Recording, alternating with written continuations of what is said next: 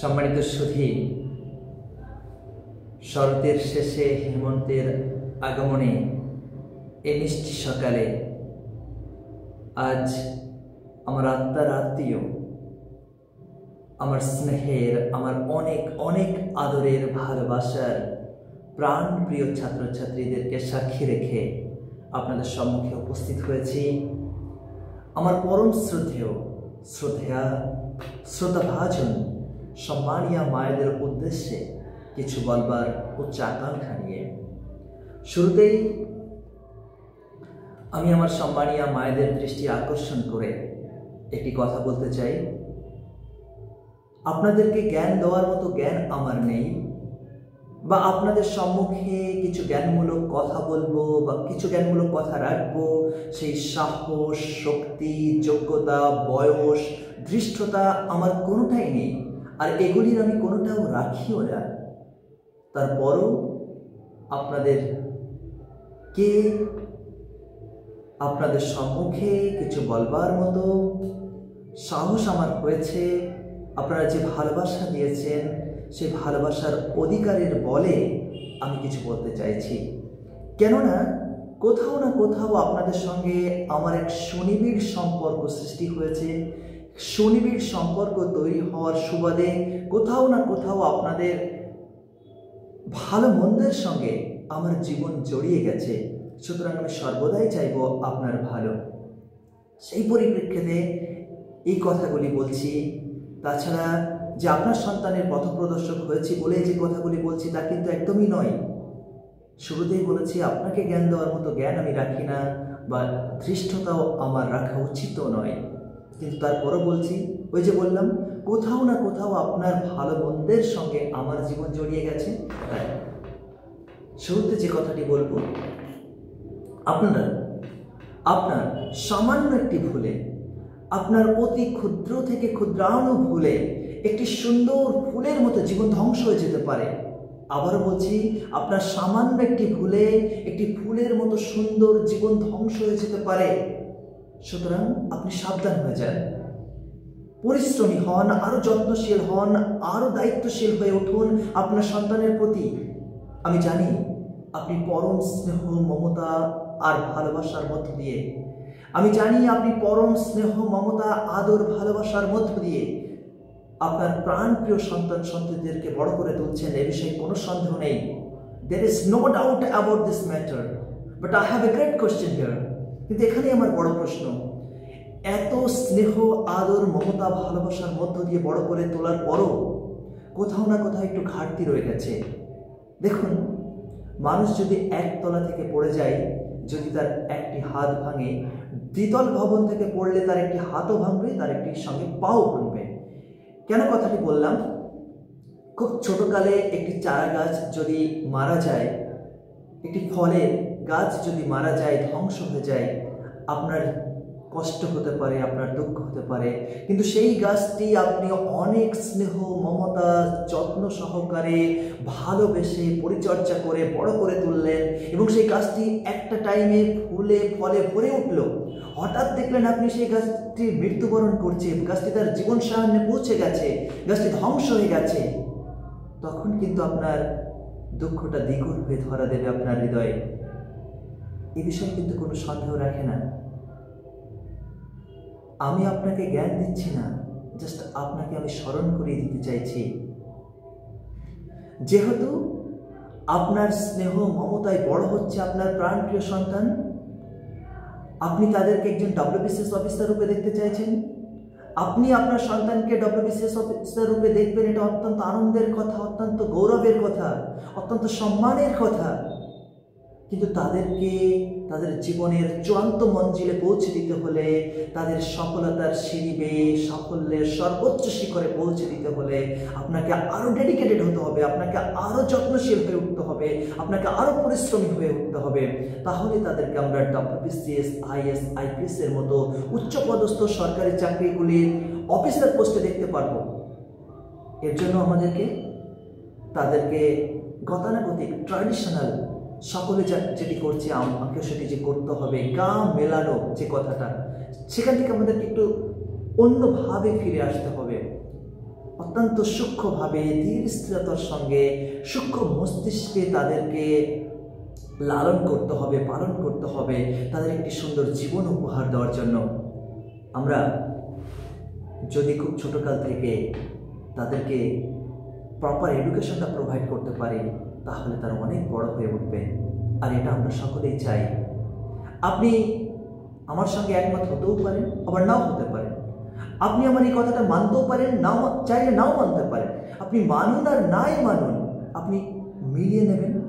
ঠিক আজ থেকে 10 থেকে 15 বছর পর এই সমস্ত সুন্দর মুখশ্রী সন্তানগুলোই পৃথিবীর এক শহর থেকে আর এক শহরে ঘুরে বেড়াবে, পৃথিবীর বড় বড় মাল্টিন্যাশনাল কোম্পানিগুলির সিইও হবে। এ বিষয়ে কোনো সন্দেহ রাখে না। এরাই আগামীতে WBCS, IAS, IPS হবে। এদের হাতেই আমাদের রাজ্য, দেশ তথা পৃথিবী পরিচালিত হবে, কোনো সন্দেহ রাখে না। কিন্তু তার জন্য আলাদা করে তাদের প্রিপারেশনের প্রয়োজন রয়েছে, আলাদা করে তাদের এক্সট্রা কেয়ারের প্রয়োজন রয়েছে। আমি জানি আপনি অত্যন্ত মেহনতের সঙ্গে আপনি ঘাম ঝরাচ্ছেন, পরিশ্রম করছেন, কিন্তু আর একটু দায়িত্বশীলতার সঙ্গে যদি করতে পারেন, তাহলে I think they will be able to fulfil your lovely wish. তারা সক্ষম হবে আমার আপনার মনোবাসনাকে পূরণ করতে। আর আমরা সকলে সেটা চাইব। কে না চাই আমার সন্তান অফিসার হোক? কে না চাই আমার সন্তান একজন WBCS অফিসার হোক? কে না চায় আমার সন্তান IAS হোক, IPS হোক? আমরা প্রত্যেকেই চাই।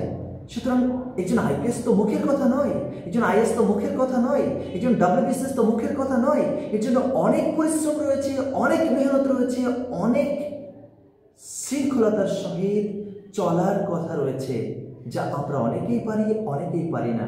কিন্তু আমার দৃঢ় বিশ্বাস they will be able to do that যদি তাদেরকে if we provide them proper education, যদি আমরা প্রপার ওয়েতে প্রপার এডুকেশনটা তাদেরকে প্রোভাইড করতে পারি, they will be definitely champion. No one can beat them. I promise you, and I promise you I will make you proud and they will be able to make us proud. এবং তাদের সম্মানে আমরা সম্মানিত হব, তাদের গৌরবে আমরা গৌরবান্বিত হব। এবং তারা যখন অফিসার হয়ে আসবে, তখন আমাদের কি বলবো, আমরা আনন্দে অশ্রুসিক্ত হয়ে পড়বো, আমাদের গর্বে বুকটা ফেটে পড়বে। ইভেন মহান সৃষ্টিকর্তার দেওয়া আমাদের যে নির্দিষ্ট আয়ু রয়েছে, আমাদের যে নির্ধারিত আয়ু রয়েছে, তার থেকেও আরো এক্সট্রা 20 বছর এক্সট্রা বাঁচতে ইচ্ছে করবে সেই আনন্দে, সেই খুশিতে। সুতরাং this is my honest request to all of you, especially to all the parents of my beloved students. Please be serious. You have to be greedy. আপনাকে লোভী হতে হবে, একজন অফিসারের মা হওয়ার লোভী হতে হবে। এই লোভ যদি আপনি আপনার হৃদয়ে জাগ্রত করতে পারেন, তাহলে তাদেরকে আপনি অটোমেটিক্যালি আপনার ম্যাগনেটিক এনার্জি কাজ করবে আপনার অন্তরে, এবং সেখান থেকে তাদেরকে আপনি অন্যভাবে এক্সট্রা কেয়ার নিতে সক্ষম হবেন। খুব বেশি কথা বাড়াচ্ছি না, আমি হিরো হতে চাই না, হিরো হওয়ার নেশা বা শখ আমার কোনোটাই নেই, কিন্তু আমি চাইছি আপনার সন্তানকে WBCS রূপে দেখতে।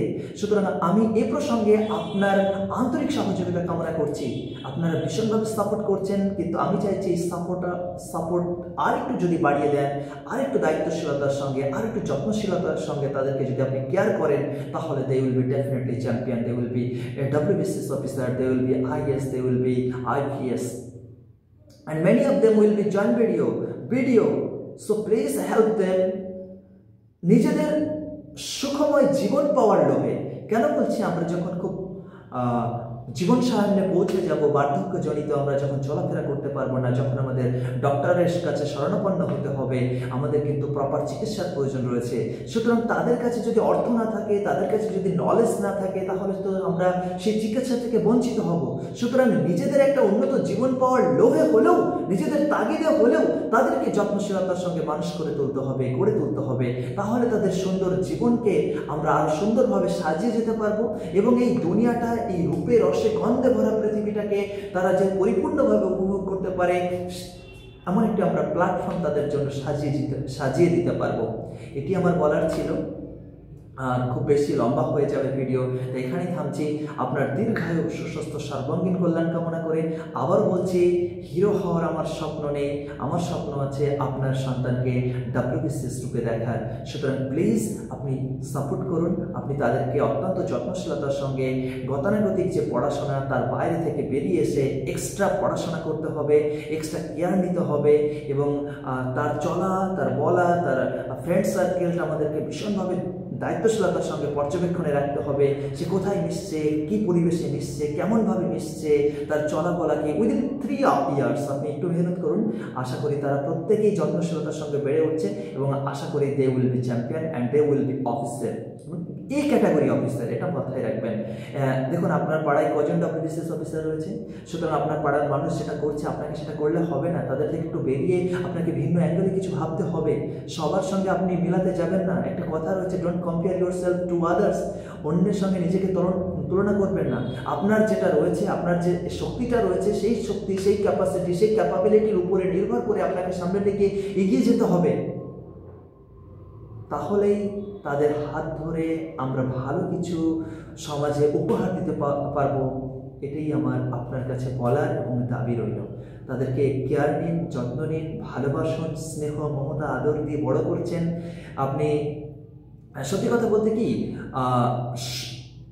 সাঁতার না জেনে সমুদ্র স্নানে যাওয়াটা যেমন আহাম্মক, ঠিক তাদেরকে বড় করে দিলে একটা PhD ডিগ্রি হোল্ডার যদি বেকার থাকে, কষ্টটা কেমন লাগবে? অনেক বেশি লাগবে। আমি প্রথমেই বলেছি, মানুষ যদি একতলা থেকে পড়ে যদি একটি হাত ভাঙে, দ্বিতলা থেকে পড়লে একটি হাতও ভাঙবে, একটি পাও ভাঙবে।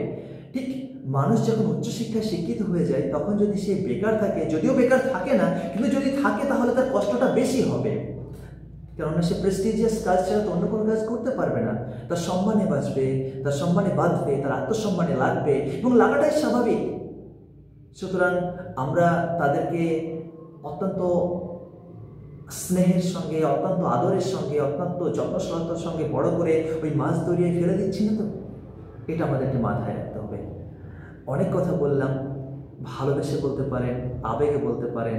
আপনাদের ভালো মন্দের সঙ্গে যেহেতু আমার জীবনটা জড়িয়ে গেছে, তাই কথাগুলো হয়তো বলছি। আপনাকে জ্ঞান দেওয়ার উদ্দেশ্যে কিন্তু আমার নয়, বা সেই জ্ঞান দেওয়ার মতো সাহস, শক্তি, যোগ্যতা, বয়স কোনোটাই আমার পাইনি। চেহারা দেখে বুঝতে পারছেন। সুতরাং যে ভালোবাসা আপনারা দিয়েছেন, সেই ভালোবাসার দাবি থেকে, সেই ভালোবাসার অধিকার থেকে আমি বলছি, আপনার সন্তানের প্রতি আরও যত্নশীল হতে হবে, আরও দায়িত্বশীল হতে হবে। তাহলে আমরা আমাদের চূড়ান্ত সুখকর মুহূর্তে পৌঁছাতে পারবো, আর তখন তো আমরা সকলেই আনন্দে আত্মহারা হয়ে পড়ব। কিছু বলার নেই, আপনি সবই তো বোঝেন। একটু যত্ন নিন, আশা করি তারা আমাদেরকে নিরাশ করবে না, তারা আমাদেরকে হতাশ করবে না। শুরুতে আমাদের একটু মেহনত হবে। আশা করি তারা যখন তাদের জীবনটাকে জানতে শিখবে, চিনতে শিখবে, তখন কিন্তু তারা অটোমেটিক্যালি সামনের দিকে একদম গ্যালোপিং এর মতো দৌড়াবে, ছুটবে। এটাই আমার বলার ছিল। ভালো থাকবেন নিজের সন্তান সন্ততিদেরকে নিয়ে, আর তাদেরকে ভালো রাখতে সহযোগিতা করবেন কন্টিনিউয়াসলি। থ্যাংক ইউ, ধন্যবাদ।